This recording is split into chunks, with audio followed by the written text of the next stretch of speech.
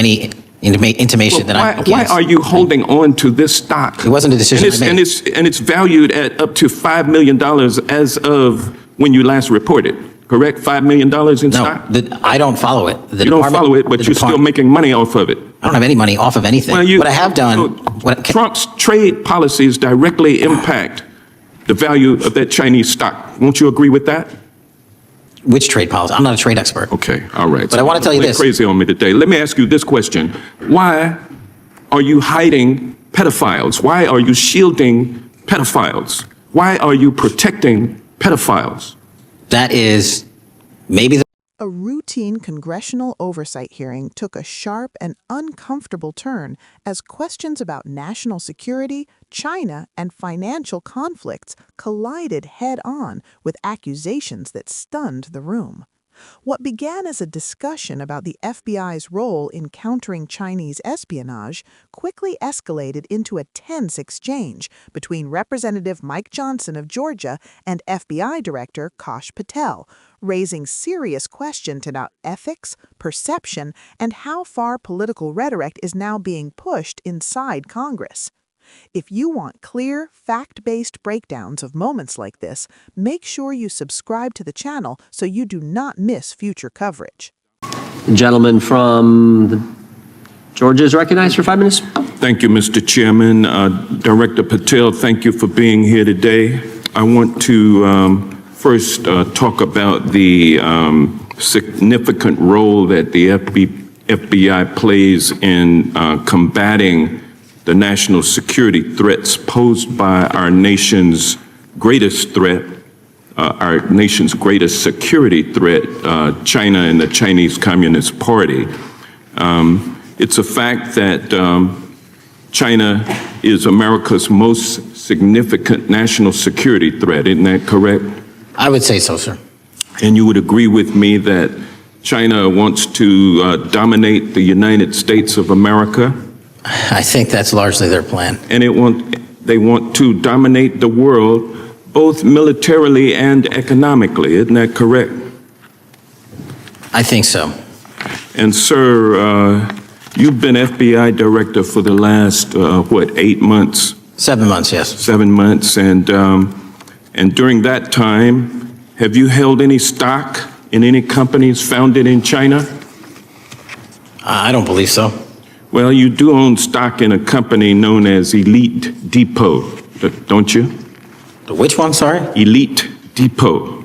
You own stock. I think that's, I'll have to get back to you. I think it's a law firm and it's a company out of Singapore. Okay, well, no, the company out of Singapore, which is owned by Elite Depot, is the Shein Company, which was founded in China, correct? That company operates out of Taiwan. Well, they changed their headquarters from China back in 2022 to Singapore for tax purposes, but it's owned by a Chinese billionaire. I think his name is Charlie Zhu, and you own stock in the company that owns Shein. Which I disclosed during my confirmation process. You certainly did.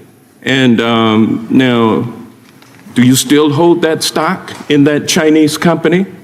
In pursuant to the Department of Justice, who reviewed my material that was submitted during my confirmation process, I was able to hold certain stocks, and they made the decision. You still hold the stocks that you have? You still hold on to these Chinese stocks, these stocks in this Chinese company? I disagree that it's a Chinese company, but I was in the DOJ, when you're appointed, makes a call on what you can and can't possess. Well, now, let me ask you this. Chinese companies steal trademarks, they produce counterfeit products and sell them over the internet on platforms such as Shein. They steal intellectual property.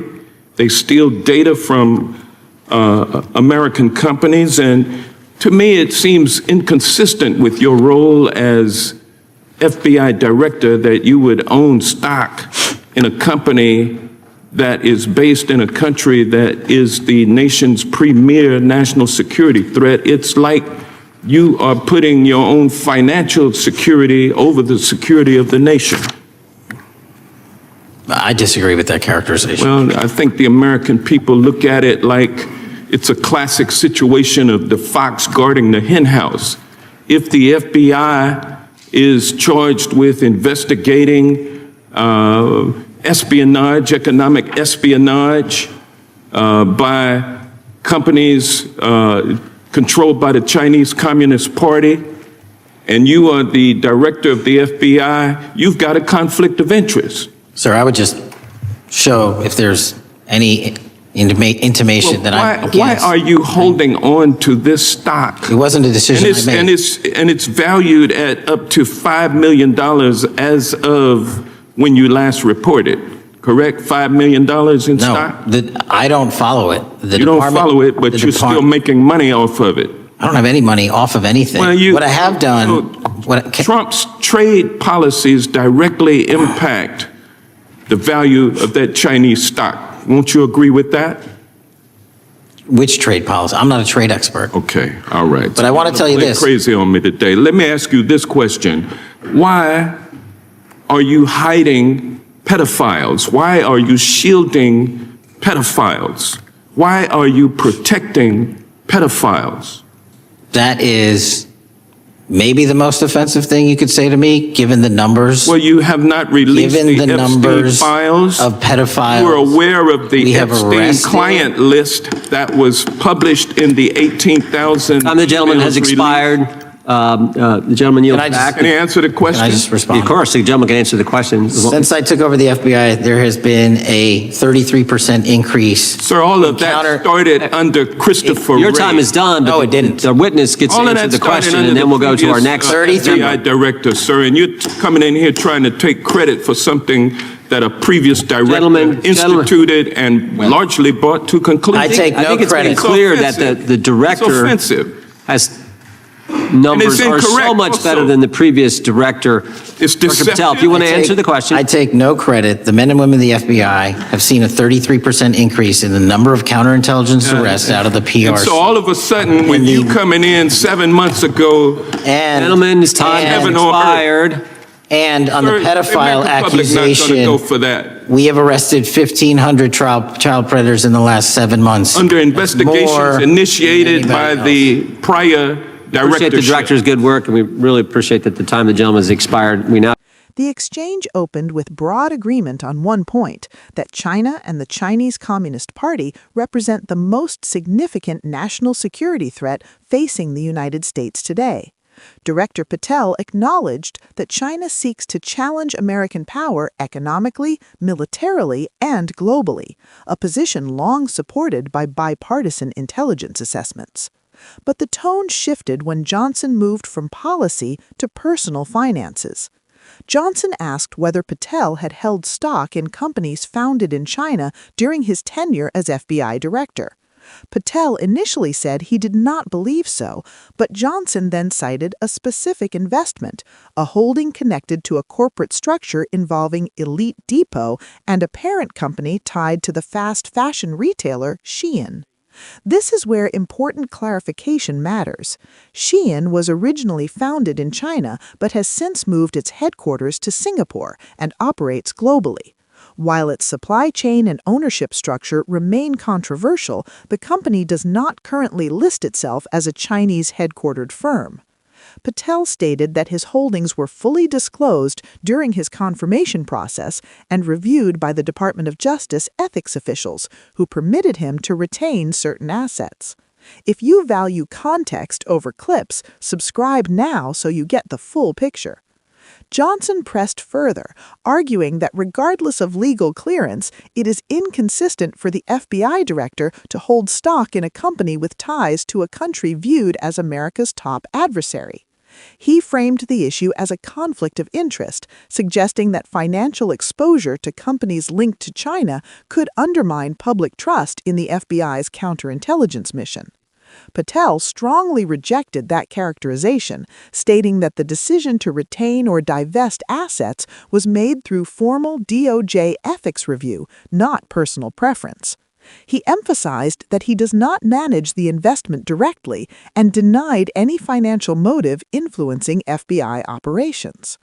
This moment highlights a deeper issue many viewers may not realize. Federal ethics rules do not require blanket divestment from all foreign-connected companies. Instead, they rely on disclosure, review, and recusal where necessary. Critics argue that perception alone can be damaging, while defenders say rigid divestment rules would discourage qualified candidates from public service. The confrontation intensified when Johnson accused Patel of putting personal financial security above national security, using the phrase, "the fox guarding the henhouse." Patel called the accusation unfair and misleading. If you want analysis that explains how these ethics rules actually work, hit subscribe and stay with us. Then the hearing took an abrupt and explosive turn. Johnson suddenly accused Patel of hiding or shielding pedophiles, an allegation that immediately drew a sharp response. Patel called the accusation deeply offensive, pointing to FBI arrest statistics related to child exploitation and trafficking cases. Patel responded by citing a significant increase in child predator arrests during his tenure, though he acknowledged that many investigations were initiated under the previous FBI director. What Patel emphasized was continuity, that the arrests reflect the work of career agents rather than political leadership. The exchange devolved into procedural interruptions as time expired, and members spoke over one another, leaving the hearing without resolution but with lasting impressions. And that is the real takeaway here. This was not just about stocks or China or statistics. It was about trust. Trust in institutions, trust in leadership, and trust that accountability can exist without turning oversight into accusation-driven theater. For viewers at home, the lesson is this: ethics reviews exist, but perception still matters. National security threats are real, but rhetoric can blur facts. And when oversight becomes personal, clarity is often the first casualty. If you want continued coverage that separates facts from outrage and explains what these moments really mean, be sure to subscribe to the channel. We will keep bringing you informed, grounded analysis as these hearings continue.